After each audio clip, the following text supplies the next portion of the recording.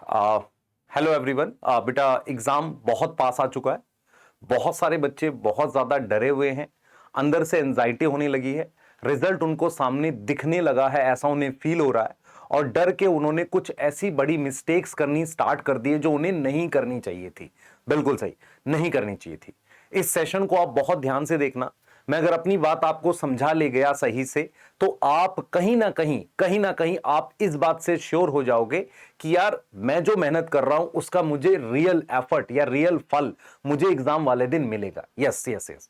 तो जैसा मैं बच्चों से बात कर रहा हूं, मुझे मैसेज आ रहे हैं, टेलीग्राम पर आते हैं, इंस्टाग्राम पर आते हैं और कुछ बच्चे कहीं से मतलब कॉल के थ्रू कनेक्ट होकर जो बातें हमें बताते हैं। तो जो रियल प्रॉब्लम मुझे फेस इस वक्त बच्चों के बीच में लग रही है वो एग्जैक्टली ये है बेटा कि उनको ये नहीं पता कि एक्चुअल में चल क्या रहा है। एक अजीब सा डर हो गया। डर हो क्यों रहा है मैं बताता हूं। वो क्या करते हैं, थोड़ा बहुत रिवाइज करते हैं, एक वो टेस्ट देते हैं या टेस्ट नहीं भी देते, कई बार रिवाइज करते हैं और टेस्ट को देने की कोशिश करते हैं। टेस्ट ना देना और कोशिश मतलब कुछ बच्चे ऐसे हैं जो टेस्ट पूरा 3 घंटे देते हैं, कुछ अधूरा टेस्ट देते हैं। ऐसे भी कुछ हैं, आप करते हो, आप में से बहुत सारे मुझे चैट में बताना सर हम करते हैं, ये अधूरा सा देते हैं, मतलब 3 घंटे के टेस्ट को 4 घंटे में देते हैं, कुछ उसका पार्ट दे लेते हैं और सही से नहीं देते। तो टेस्ट देते हैं और उसके बाद जो स्कोर कैलकुलेट करते हैं ना, उसको देखकर उन्हें टेंशन एंजाइटी हो जाती है, यार इस स्कोर से कैसे होगा, सिलेक्शन ही नहीं होगा। प्रॉब्लम कहां आ रही है मैं आपको एग्जैक्टली समझाने की कोशिश करता हूं। प्रॉब्लम ये आ रही है कि बेटा आप टेस्ट तो दे रहे हो पर टेस्ट की प्रॉपर एनालिसिस नहीं कर रहे हो। आप क्या कर रहे हो, वो जो टाइम होता है ना एनालिसिस का, जिसमें आपको ये देखना है कि ये क्वेश्चन क्यों गलत हुआ, इसका सही आंसर क्या है, एनालिसिस में इसके आगे एक स्टेप और है कि जो सही आंसर है वो टॉपिक आपको पढ़ना है, आप वो नहीं कर रहे हो। आप उसकी जगह कुछ और रिवाइज करने लगते हो। आप ये सोचते हो टाइम बचा के रिवीजन करना है। ये आप मुझे बताना कि आप कर रहे हो कि नहीं। तो प्रॉब्लम ये है कि आप एनालिसिस नहीं कर रहे हो, उससे आपके मार्क्स बढ़ नहीं रहे। आप टेस्ट दे रहे हो, एनालिसिस नहीं कर रहे। अब यहां पर 3 चीजें हैं, रिवीजन करनी है, हां सर करनी है, आपको टेस्ट देना है, हां सर देना है, आपको एनालिसिस करनी है, हां सर करनी है। सर टाइम तीनों के लिए नहीं है बेटा, थोड़ा सा एफर्ट करना पड़ेगा किसी भी तरीके से। उसको रिवीजन शॉर्ट में करने की कोशिश कर, टेस्ट दे, वीक टॉपिक की एनालिसिस कर। क्योंकि जो बच्चे हमें बता रहे हैं ना, वो प्रॉब्लम ये है कि स्कोर नहीं बढ़ रहा और ये नहीं समझ में आ रहा रिवीजन कैसे हो। तो करंट सिचुएशन ये है, एक टेंशन बन गई है, बहुत सारी टेंशन बन गई है और उसमें एक ऐसा मन हो गया कि अब पढ़ने को मन ही नहीं कर रहा।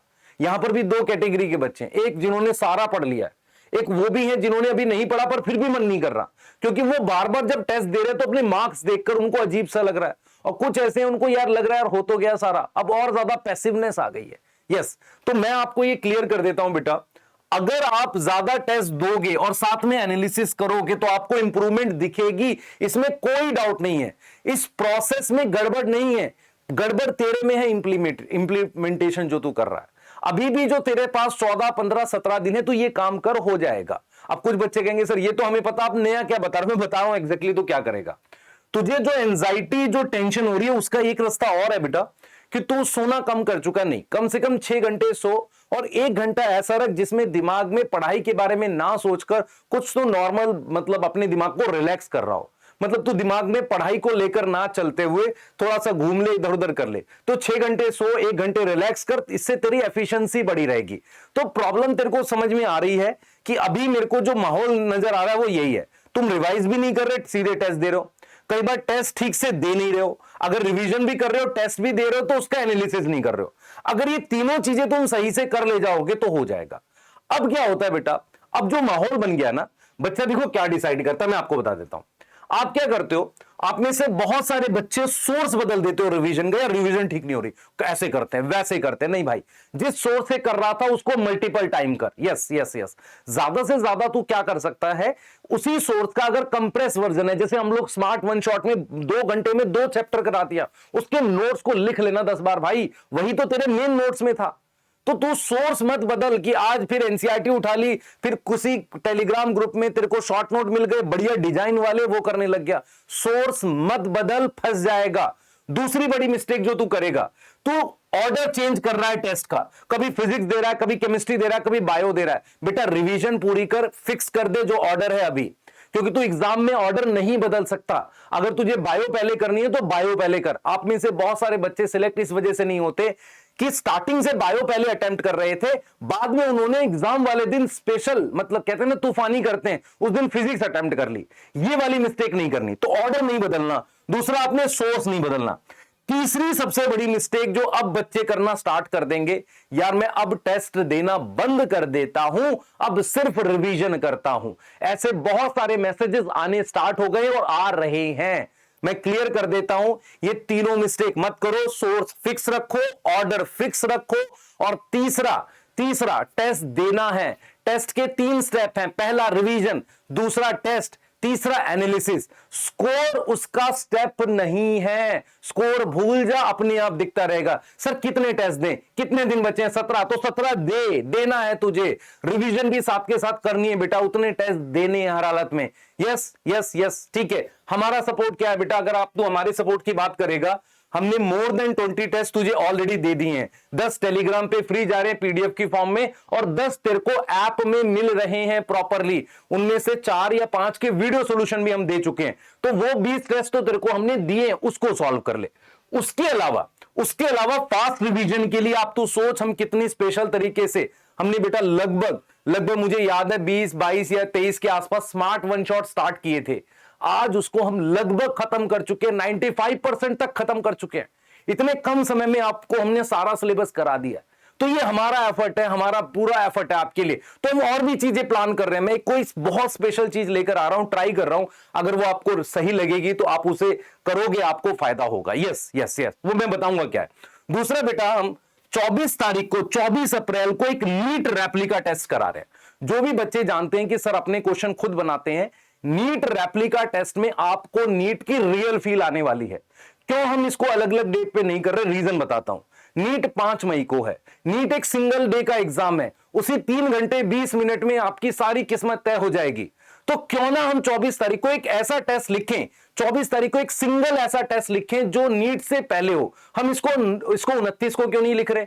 रीजन क्या है? गैप नहीं बचेगा। अगर आप 24 तारीख को नीट जैसा पूरा एक पेपर लिखो, जिससे आपको वो फील आ जाए कि यार किस तरह का पेपर आएगा, क्या लेवल आने वाला है, क्या मेरी गलतियां हैं, मैं कौन सी गलतियां और इंप्रूव कर सकता हूं, तो इस रेप्लिका के बाद भी आप 5-7 टेस्ट दे पाओगे। तो 24 अप्रैल को हम नीट रेप्लिका टेस्ट कराने आपने देना है, बिल्कुल देना बेटा।